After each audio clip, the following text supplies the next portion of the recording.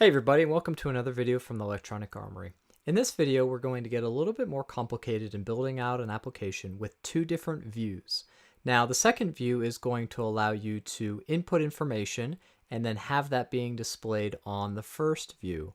The method of passing information between these two views is going to allow us to architect the application and any further applications that we develop in the future in a very scalable and flexible way. As they say in software architecture, low coupling, high cohesion. So let's get started. All right, so to start our two-view application, we're going to create a new Xcode project by clicking on that button down there. And even though it's a two-view application, we're going to start off with a template of single view app. So go ahead and create that. And we're just going to call this one two views. And we're going to save it in our iOS development folder. And once you have that saved, we're going to open up, double click on the title bar to make it full screen. And we're going to start off like I usually start off with creating our applications, is laying out the UI for each of these views. And that'll kind of help us set up the code later on now that we have a visual representation of it. So again, our first view, I'm going to add a button because what the button is going to do is it's going to launch that second view. And we're going to make a to-do app. So if I just double click on this, we're going to say new to-do. This button will launch the second view controller. And that second view controller will have a text box that will allow us to enter in text and then put that back onto the first view controller here. So we need a place to display that. And I'm just going to type in text here in the bottom right hand corner and text view here to get a multi-line text view. And then I'm just going to drag this out to be an appropriate size. And then what we can do is we can add constraints to this. So the first thing I'm going to do is hold down the control key, left mouse button, click, and then drag that out to the left. And a little context menu will pop up. And I'm going to do that leading space, which is that space here on the left. And you should see a little bar come up that shows me that it's going to stick to this side no matter what our size of the device is.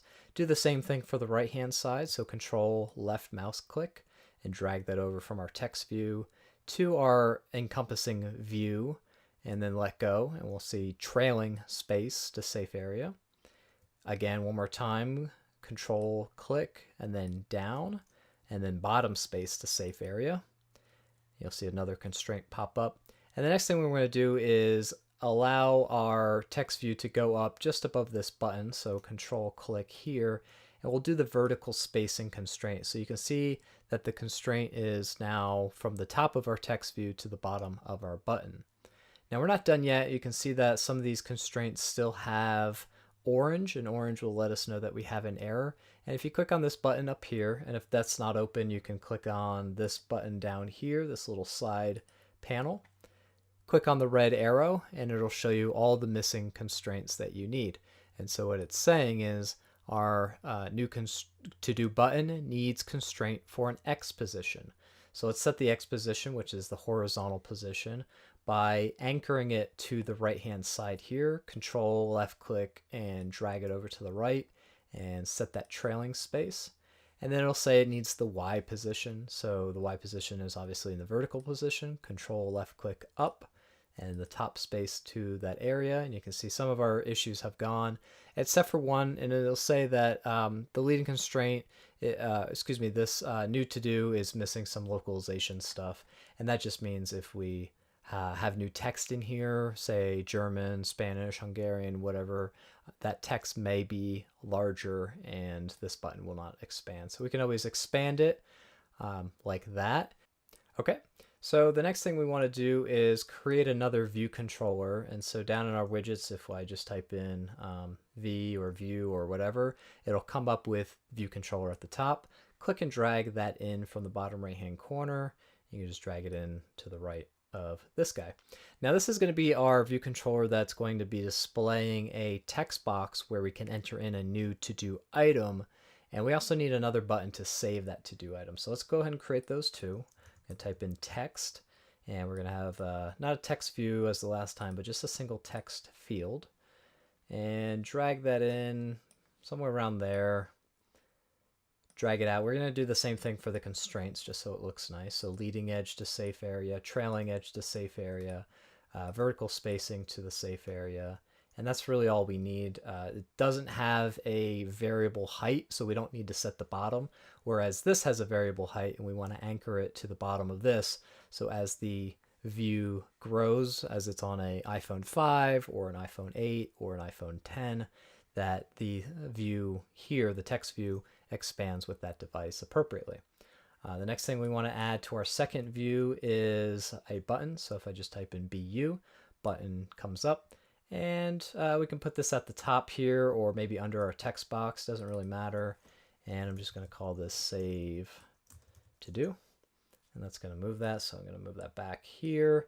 And we're going to set up our constraints here to anchor it to the right-hand side, trailing space, and then stay below, no matter where this text box is, if it's down here somewhere for whatever reason, that we always want this button here to be always below it. So if you, instead of dragging it to the view, you drag it, control left click up, drag it to the text field, it'll say vertical spacing. So very similar to this way, but in reverse. So our button's on the bottom now. All right, and that should be enough. The only thing left to do is actually connect this to-do to launch this view. So we do kind of the same thing. We control left click over to the view and we release it, and it's going to ask for an action segue that it wants to use. So the one that we're going to be interested in is the show. So if I click on that, it should create this segue. I can click on the segue and we can get some attributes about it, etc. But if I were to go ahead and launch this, it would, if I clicked on this button after it launched in the simulator, it would go ahead and launch this whole entire view controller on the right. The problem is we have no way of dismissing this secondary view controller. So even if I did hit save to do, nothing would happen because this is not hooked up to code. Now I could do a reverse segue back to it, but we're going to do it programmatically because that's the better way to do these things anyway, in my opinion. So what we're going to do is we're not going to do anything with the view controller, which is the first one. I'm going to set up our assistant view here. Instead, I'm going to create a second view controller class for that second view controller. So select the plus in the bottom left-hand corner or Command N to get this menu. And we're going to select Cocoa Touch class. And it's already selected us as a subclass of the UI view controller. If it doesn't, you can always just type in UI view, hit the down arrow, and it drops down this little menu, select view controller, and we're going to call this ToDo view controller. Do we want to create a zip file? Now the zip files are basically those views that you were seeing us edit in our main storyboard, but we don't want a separate one because we already created it in our storyboard. So just hit next and make sure it's in our source folder there, which it is. And perfect. So once we have that created, we can go back to our main storyboard, and let's go back to our main view and select our secondary view controller, because we're going to change the class that goes behind it to our ToDo view controller. So make sure the autocomplete comes up, hit enter, and that should now hook up our view controller class to this view in our storyboard. Okay, so now that we have code that can handle these events, let's go ahead and hook that up. So make sure this is selected. Go to our assistant view. Now in our assistant view, I'm actually going to, let's make a little bit of room here. There we go. All right, so we want to reference to this text box here. I'm going to click on that text box. I'm going to click on the attributes tab here and just put in a placeholder for add a new ToDo. Spell that correctly, or however you want to spell it. And that'll kind of add this gray background text. So one, we can see the text box, and two, we know what to enter in here. You could always add a label at the top, but sometimes it's just easier or more appropriate to put it in placeholder text there. So we need a reference to that, and so control left click to get the reference, because we're going to want to pull out the text that's inside of here. So I'm just going to call this text, excuse me, it's a field, not a view, so text field, and it's an outlet. And let's give this a little bit of white space. All right, so now we have our text field that we can pull the text out once that save to do button is clicked. And so for that one, we're going to create an action, control left click, and drag it somewhere else.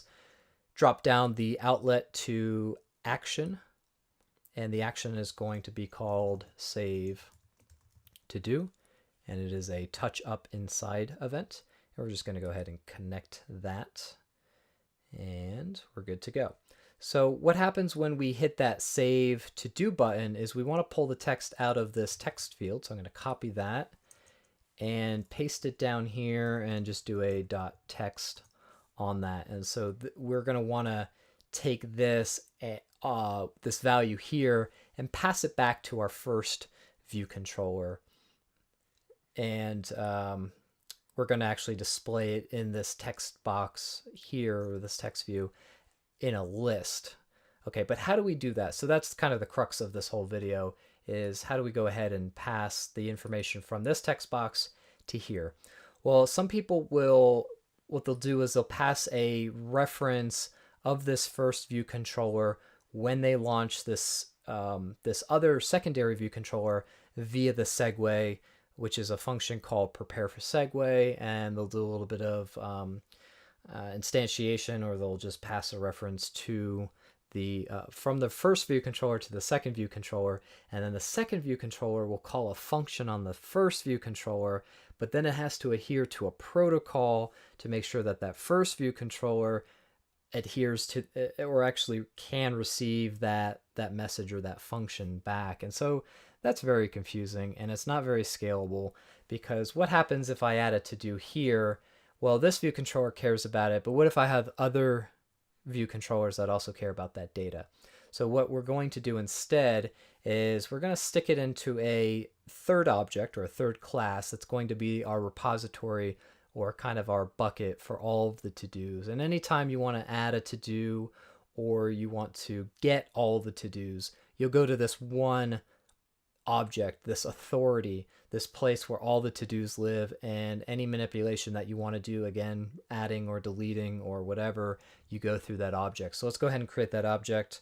You could do Command N to get this Cocoa Touch class, hit next, and it's not going to be a view controller. Instead, it's just going to be a regular object, because this object is going to simply contain an array of to-dos. So we're going to call this ToDo Controller.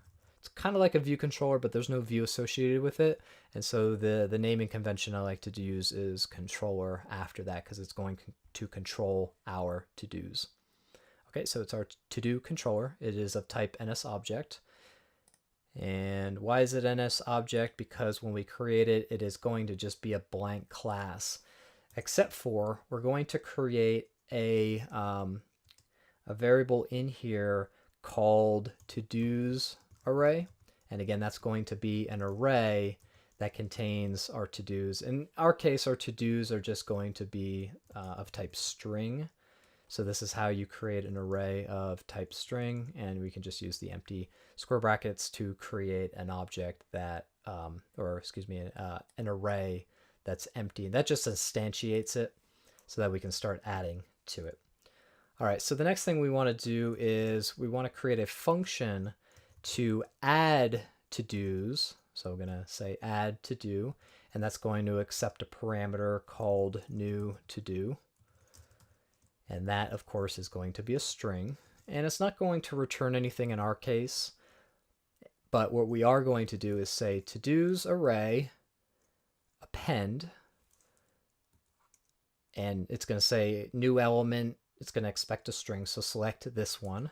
And the string that we're going to add is that new to-do that's being passed in as a parameter. So anybody that, or another class, can call AddToDo on this class anywhere in our code, and it will append that to our main to-dos array. And of course, we could have a function in here as well called RemoveToDo. And then that parameter would be something like at index, and then it would be an index integer. And the return type, we don't need a return type for here. And for this one, we can do todos array dot remove. We can see all the removes that we have in here, but we want to remove at a particular index. So select that first one, at index. Okay, and that should remove it from here. And of course, we probably want to set this up a little bit more safe. We want to make sure that this index is within the bounds, and there's error handling already built in, but again, it's good practice to handle that. So for example, if we only had one to do in this array and we said try to remove the to do at index 10, well, obviously we can't do that because there's no index 10. And so we just want to do a little bit of checking around that, even though Swift is pretty good about that kind of stuff. All right, so then we have another problem here is we'd have to instantiate an instance of this class and then keep that instantiated object around somewhere. And you might be tempted to put it in that first view controller because that should always stick around, but that's not very scalable because to get a reference to this object, this instantiated object, we'd always have to go through the view controller. So let me introduce you to singletons if you're not familiar. And a singleton is an object that always exists only once throughout the application. So it can be created once, but only once. This is kind of more of a utility class. It's not going to necessarily be in a singleton because we're not going to actually instantiate an instance of this class. Instead, this class is going to be a collection of static or class functions. So let me show you what this means. If I type in static as a keyword in front of our to-dos array, this means that there will only be one to-dos array across all instances. Ignore these errors for a second. That there'll only be one instance of the to-dos array across all instantiations of the to-dos controller class. What does that mean? That means if I instantiated the to-do controller 10 times, in every single instance of it, they would share the same exact data in this to-dos array. Okay, so the errors that we're getting is these functions as declared normally are trying to use instantiations of this class and an instance of this. However, this instance is not an instance, it's a static variable. So what we have to do instead is, you can, since these have circles with on the stop signs, you can actually fix it. But what it's going to say is you have to insert the class first. And so I'm just going to do that manually. Oops, I guess I didn't copy and paste that correctly. So paste that in here and put a dot. And so what you're really saying is go to this class and get its static member to-dos array and then append the new to-do to that. And so I have to do that same thing down here. And that's essentially how you do singletons. Now, if you want other data that's not static and you actually do want an instantiation of this, you could do something very similar to this, but of type ToDo Controller. We'll get into that later, but if you just look at this code right now, this is pretty much what we need in order to have one to-dos array that just lives in our application and we can access it anywhere. And so I'll show you what this means. So the ToDo Controller, actually, one more thing that we have to do is in order to access these functions within the ToDo controller, these are still instance functions. We have to make them class functions, meaning that we can call them on the class, not an instance. So we just simply put in class as a keyword here. I'm going to do the same thing here. And then I'm going to copy the ToDo controller because what we're going to do now is in our ToDo view controller, when I save the to-do as a string, I want to put that string value in that to-do controller, namely the array inside of it. So if I paste in this class, again, it's not an instantiation, it's a class, and I type in a period, it'll give me the class functions that it thinks I want, either the AddToDo, I can instantiate it, though we don't need to, or the RemoveToDo, and I have to give it an index. So I want to add the to-do, and as the string value here, I'm going to cut that out and then command / to go back to our placeholder, paste that in. Now I know the text field might be null, so we have to use the exclamation point to unwrap this optional. Otherwise, when you add this to do, it'll literally say optional parentheses, the value in the text field, and then end parentheses. So it's kind of ugly. So do make sure that you have that exclamation point to unwrap that object and get its inner text value out of that. Okay, so every time we save to do, it will add that whatever the value is in that text field to that to-dos array back in our to-do controller. The next thing we have to do is dismiss the view controller. So we want to animate this true, and then control/nil, because we don't want any code to execute after the completion of that. And so that will, if we go back to our storyboard, if I click on the second view controller, go to our assistant, and scroll over. So when I add a piece of text here and hit save to do, it will save it in our array, dismiss the view controller, and it will, by dismissing it, will return back to here. Now when we return back to here, let me go ahead and click on this so that it changes our code over here on the right. When this view reappears, I want to then add in the new to-dos from the array. What I want to do is actually just go and grab all the to-dos and repopulate this text field. So the text field needs to be cleared out first, and then I'll loop through all the to-dos that we have and append them to this text field. So let's go ahead and see what that looks like. That button's already hooked up, so the other thing I need to do is control left click here to get the text view, to get a reference or an outlet to that text view so that we can start manipulating it. All right, so text view here. The next thing I want to do is I want to have another overridden function here. So I'm going to type in override func and say view did appear. And there it is. So when the view reappears, and this will happen anytime another view controller goes on top of it and then gets removed, and this comes up to the foreground. So this will get executed multiple times. Now, when the view does appear, I want to set that view, the text view's text to nil, or to empty string. Okay, and then the next thing is we want to get all the to-dos, loop through all those to-dos. So if we have 10 to-dos, we're going to do a loop of 10, and for each one of those objects, we're going to take that object, display it, make a new line.